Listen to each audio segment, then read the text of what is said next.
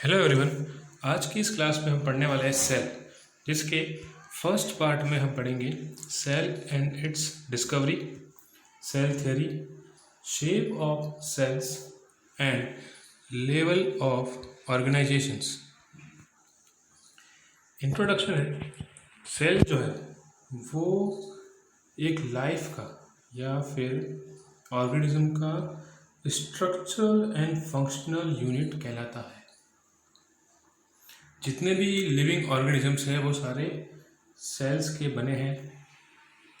Sales जो होते हैं, अगर हम देखना चाहें तो अगर हम माइक्रोस्कोप के नीचे देखेंगे तो जैसे कि ब्रिक्स होती है एक बिल्डिंग में जैसे कि ब्रिक्स असेंबल्ड होती है, जैसे कि यहाँ पे दे रखा है, इस तरीके से कुछ सेल भी असेंबल्ड होते हैं हर ऑर्गेनिज्म की बॉडी में। तो हम कह सकते हैं कि cells are the building blocks of an organism. ये ऑनियन पील इसमें भी ऐसे ही दे रखा है, जैसे कि देख सकते हैं आप, इसमें भी सेल का स्ट्रक्चर कुछ ऐसा ही दे रखा है।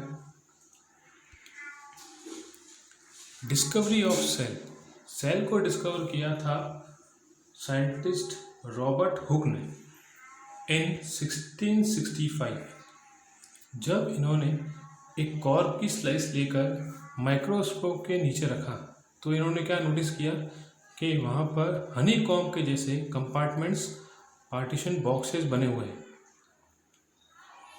और जो बॉक्स थे वो एक वॉल से अलग अलग सेपरेट हुआ, मतलब उनके बीच में हर सेल के बीच में एक वॉल थी। और फिर उन्होंने इस टर्म को या फिर इस जो कंपार्टमेंट थे उनको नाम दिया सेल फॉर ईच बॉक्स। हर एक बॉक्स को उन्होंने नाम दिया सेल। जैसे कि आप देख सकते हैं यहाँ पर ये कॉर्क सेल है। सेल थ्योरी, सेल की जो थ्योरी है वो दो साइंटिस्ट ने दी है इन 1838। एक है मैथियस स्क्लेडेन एंड सेकेंड है थियोडर स्वान। इन दो साइंटिस्ट ने सेल थ्योरी दी है। This theory states that all living organisms are formed of one or more cell. जितने भी ऑर्गेनिजम्स, जितने भी लिविंग ऑर्गेनिजम्स हैं वो एक या एक से ज़्यादा सेल के बने हैं। New cells arises from pre existing cells by cell division. जो भी सेल है उनसे नए सेल्स बनते हैं। जब एक सेल डिवाइड होता है तो वो दो सेल में कन्वर्ट होता है, ऐसे ही प्रोसेस कंटिन्यू होता रहता है। सेल जो है वो fundamental unit of structure and function in living organism.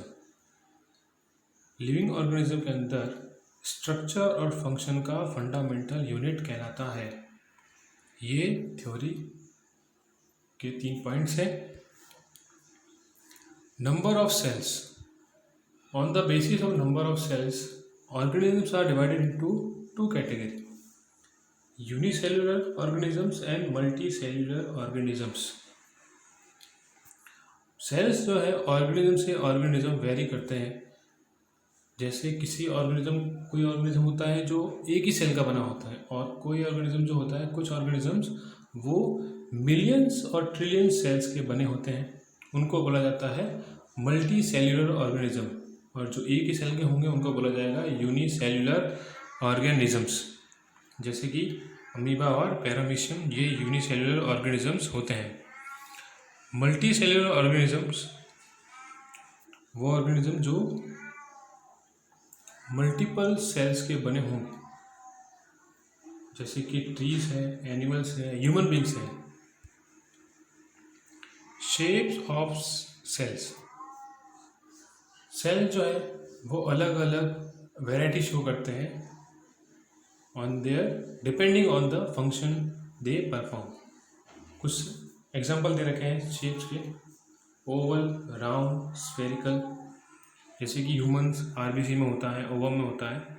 Spindle shaped, spindle shaped का मतलब long and pointed at the both ends, जैसे कि मसल सेल्स होते हैं। Branched and elongated nerve cells होते हैं, किडनी शेप्ड गार्ड सेल्स होते हैं लीव्स में,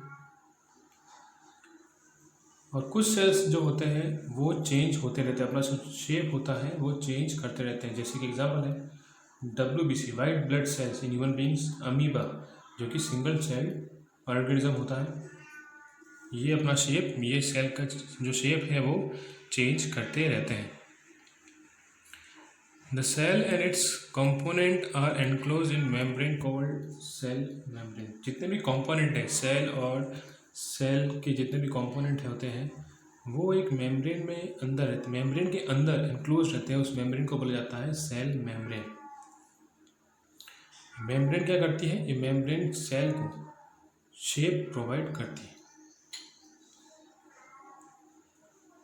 प्लांट सेल में अलग से एक कवरिंग होती है इस मेम्ब्रेन के ऊपर, उसको बोला जाता है cell wall. Cell wall gives shape and rigidity to the cell. यहाँ पे कुछ एग्जांपल दे रखे हैं, स्फेरिकल सेल है, स्पिंडल जैसे मसल्स सेल होता है मस्कुलर सेल्स में, फिर लॉन्ग ब्रांच नर्व सेल है, फिर ये यूनिसेलुलर। आप देख सकते हैं कि ये अपना शेप जो है चेंज करते रहते हैं। Size of the cell size in living organism are measured in micrometres, क्योंकि बहुत ज़्यादा छोटे होते हैं इसलिए उनको माइक्रोमीटर में मेजर किया जाता है। बहुत से जो सेल होते हैं उनकी जो रेंज होती है साइज़ की वो होती है 5 to 15 माइक्रोमीटर। स्मॉलेस्ट सेल जो होता है जो कि बैक्टीरिया में होता है वो होता है 0.1 to 0.5 मिली माइक्रोमीटर, सॉरी। और लार्जेस्ट सेल जो कि ऑस्ट्रिच के एग में देखा गया है वो होता है, उसका जो डायमेंशन हो होता है 170 माइक्रोमीटर इंटू 130 माइक्रोमीटर। और ह्यूमन